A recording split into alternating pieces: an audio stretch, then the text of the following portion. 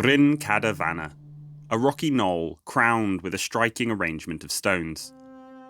Thought to be from the Bronze Age and simply marked on OS maps as a cairn, this site is instantly recognisable because of the unique incorporation of standing stones around the circumference, described as projecting out like the rays of the sun, being set like a radiant diadem, or fanning out like a crown of thorns. But the jewel in this crown must surely be the location. In the heart of Eryri National Park, we're surrounded by spectacular views, with Llwyd's pyramidal peak taking pride of place to the north.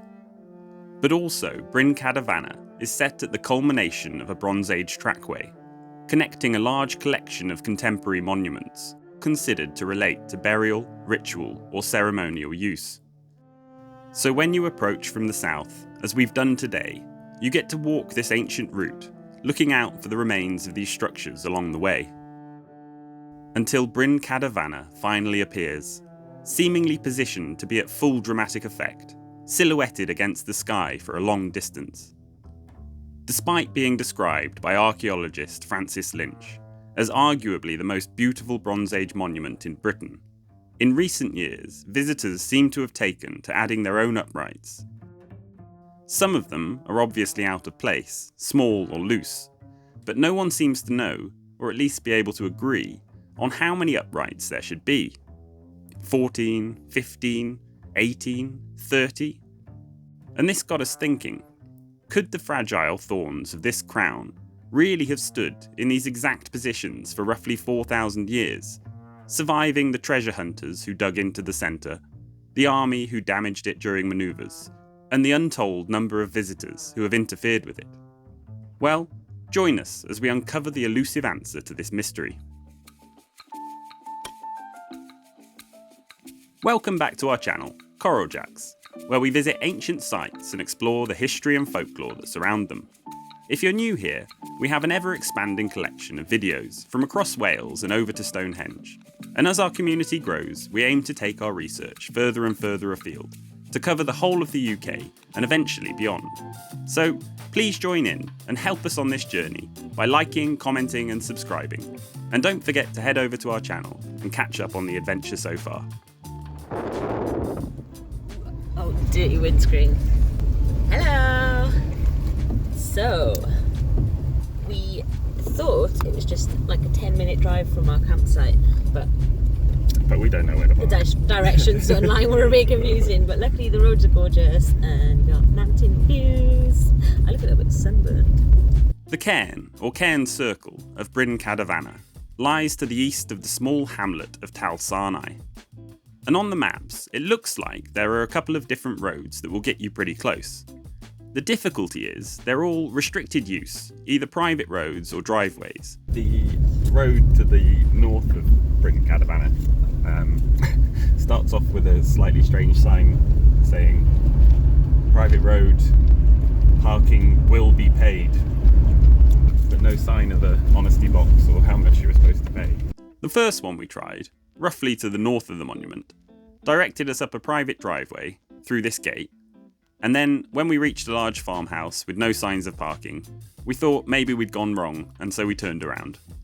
With hindsight and a better internet connection, it looks like we gave up just at the last turn, and there probably is a parking place just around here somewhere. But in the end, we're glad we turned back, because the second spot seemed to be the best one. So we are going to destination 2. Eisen. I forgot what it sounded a little bit Lord of the Rings. Eisenglug or something. Who knows? Maybe Tolkien had a little walk here for inspiration.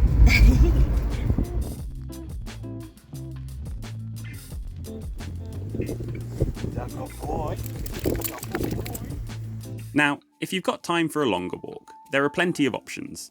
But if you're trying to squeeze as much as possible into a short sunny spell, then a 10-minute drive to the ideal starting point seems well worth it. Hi! Hey. So, finally got to the parking for Bryn Cader Faner. If you do want to park here, there is a honesty box. The other one said to put a £5 in, and someone said £2 on this, so maybe this is the cheaper honesty box. Approaching from the south also allows you to walk part of the ancient trackway and enjoy the best view of the monument as you approach. Does it say about being an honesty box, or are you supposed to just know about it? No, I think the empty basket is signifying a missing sign. Okay. So we highly recommend this second option, where you head to Eisengrug, take this dead-end/private road, although the dead-end sign wasn't there when we visited, and follow it all the way up to this parking.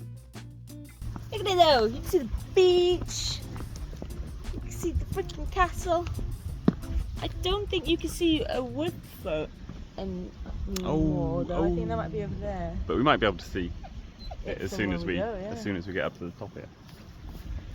The lovely Llyn Peninsula, which Clean or clean? Gosh, never live my life. Let me live my life. Correcting people's pronunciation, if you've already understood what they say, unless you're trying to learn a language, could just be seen as being pedantic. It's not correcting people's pronunciation. But yeah, if we forget to get any footage of the entrance up to this road, of where it turns off at the main road, we'll insert an image from Google Maps here. Hey. But of course, on the way back down, with our strict video itinerary, we'll definitely remember. Mm-hmm. Oh, the view's just getting better. Jeez. Wow. We have just arrived at Bryn Cader Faner parking for, which we've wanted to come to for ages because it's quite a unique looking site. I've been researching it for a few weeks though, and there's really not much to be found, and I can't find any old illustrations or old photos. Well, there is one photo which shows the cairn with considerably less uprights than we see today, and with what looks like a larger mound of small stones over to the right. It's available on Covlin, but the only information is a date range from 1920 to 1951, so it'd be really handy to find another image. Really handy because in, I can't remember if it was World War II or World War I, it was used as target practice, which you've heard has happened to a few sites, especially in France and Brittany as well. But with such a vague date on the photo, we checked through previous descriptions for anything that might indicate if this picture was taken before or after being damaged by the army. Covlin simply includes this statement. Gwynedd Archaeological Trust notes that the site was damaged by the army on manoeuvres in 1939. The Prehistoric Society provides an information sheet which states that the damage was caused by the army during the Second World War, when the cairn was used for target practice. And although lots of other sources say very similar things, the only one that provides further detail simply mentions that the army pulled out stones on the east side. Although short, this description does seem to match the photo. There's no detail in the background to go on, but the way the monument is positioned on the slope of the hill does imply the stones are missing from the east side. But we'll come back to that. For now, let's continue on to the monument. And also on the internet, a lot of people debate how many stones there are, how many slabs over the years. The number changes. And there doesn't seem to be a good record. I think there was originally 30. I do have downloaded my document. Oh, is that a whisper? Oh yeah. Woo! Woo! Yeah, I should do that for you on the big screen. Oh, is that Port Merion? I don't know how to say it. Port Merion. Maybe on or... Can't zoom in. Our campsite is looking over at it. Yeah, so... Oh. Is that our campsite over there? I think it is. You might see our tent. I think you can see the tents further down, but ours would be nearer that tree. But yeah, I think that's our campsite. I'm actually kind of mind blown by that view. Yeah. Can I zoom in with this? Oh, we stopped their fight. Hey mate, you called your blue dot stupid. Oh!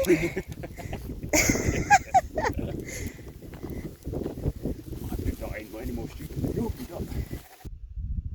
That's the way we just came from. It's so peaceful up here. It's quite boggy, we were warned, but it's, I imagine, much worse when it's winter. That way. Woo!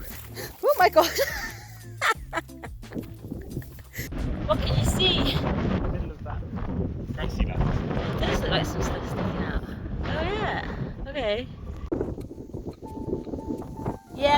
here. I think we've found the really boggy bits. There's a bridge, Jack says. I can't see a bridge. What? Are you joking? Oh, there's a bridge. Oh, look, you can see a bridge. Oh my God, it's deep. No. I'm glad I bought new boots recently. Bring you wellies, guys. Yeah, we can finally see it, silhouette in itself out there. Oh, look at that.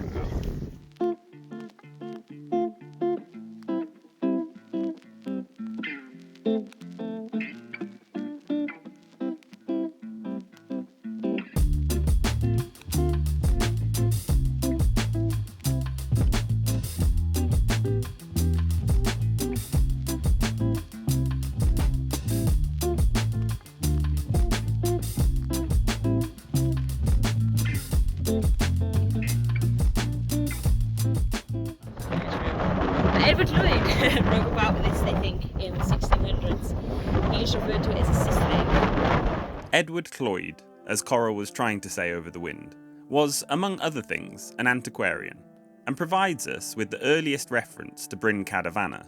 Back in the late 1600s, he simply wrote, "Upon Bryn Cader Faner there is a kist fane." It's not much, and that's the strange thing. This brief statement, for such a striking monument, is amongst documents filled with descriptions and illustrations of other sites. So, why didn't he draw Bryn Cader Faner with its captivating silhouette? Well, there are a few possibilities. Because of the remoteness of the location, he may never have actually visited the site. Simply copying information from existing sources without verifying them was a practice antiquarians were all too familiar with. But if he had visited, perhaps it was before the grave robbing, and the site was still completely covered with small stones. Or perhaps, the cynical part of my brain began to think, the uprights in this circle never existed in his time. Possibly they were a much, much later addition, something created after the kist was robbed, using the stones that once formed the central box. These loose, wobbly uprights just didn't seem like they could have lasted this long. You know, like some of them, I don't know, people just stuck that up recently, because that's, the same size as one of these. People are just grabbing stones and having fun. Either way, the fact remains that someone, or many someones, must have erected or re-erected roughly half of the upright slabs since this picture was taken. So how did the stones the army removed get replaced? Were they ordered to make the repair? Were the original stones used? Did they have access to any drawings or descriptions of how it originally looked? And if not, how did they decide how it should be repaired? To simply copy what was remaining would seem logical, but what if the remaining half had already been interfered with? My point being, it seems like it would have been very easy for the exact details of the original structure to have been lost.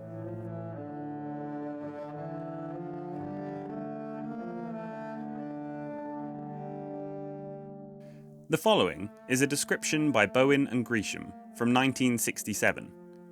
A small but impressive cairn, situated on a rocky knoll 20 yards southwest of the summit of Bryn Cader Faner. The circumference contains the remains of a peristolith, a ring of upright stones around a mound, consisting of some 15 stones between 3 foot and 4 foot high. Around the extreme edge of the mound are the traces of a curb, and in the centre is a rectangular hole dug by treasure seekers, within which are the remains of the slabs of a destroyed cist, probably the kist vein on Bryn Cader Faner mentioned around the year 1698 by Llwyd. So, in 1967, the circle only contained 15 stones, and in the 1920 to 1951 picture, you can clearly see 8 or 9 stones, and some possible extras in the back could bring the total to 15.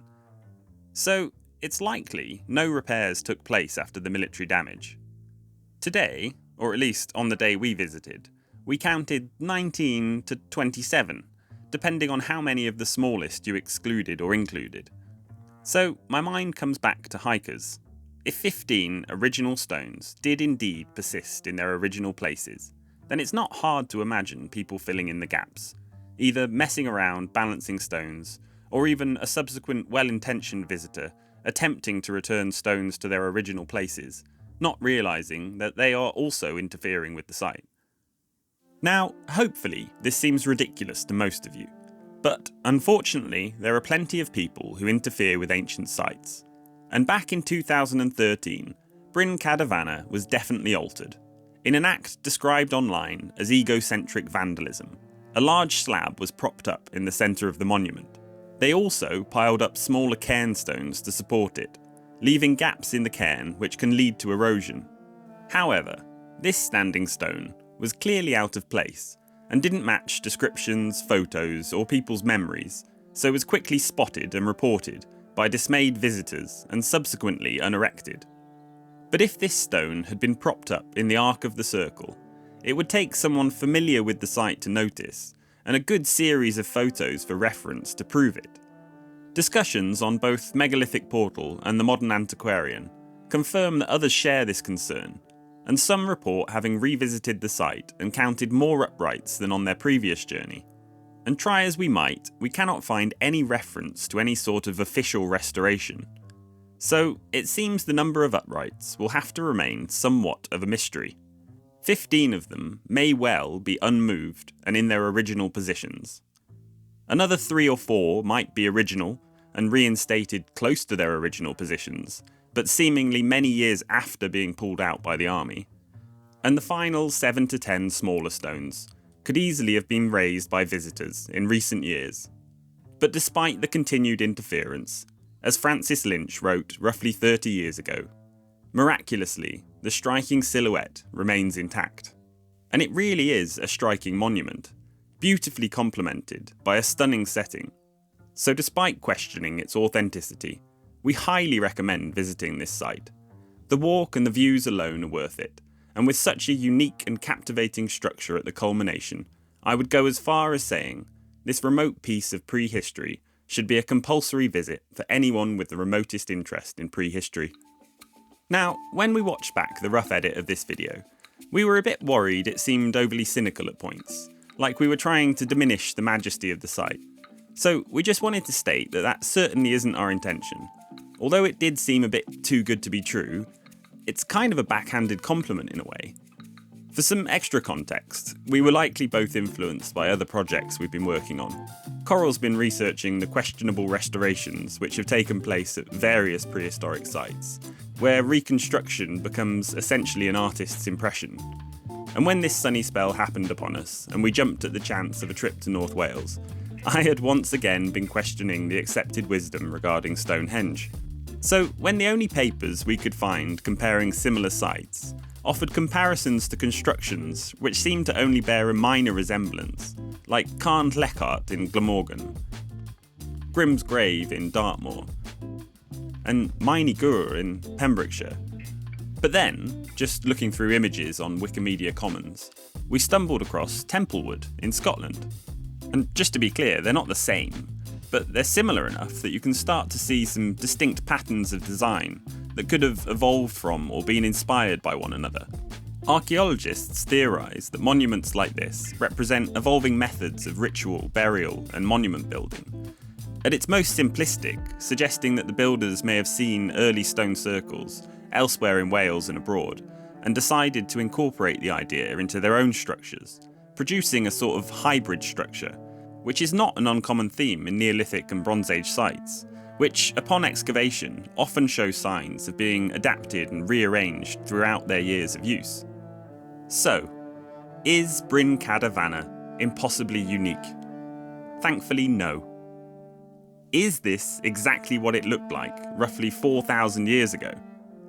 Probably not.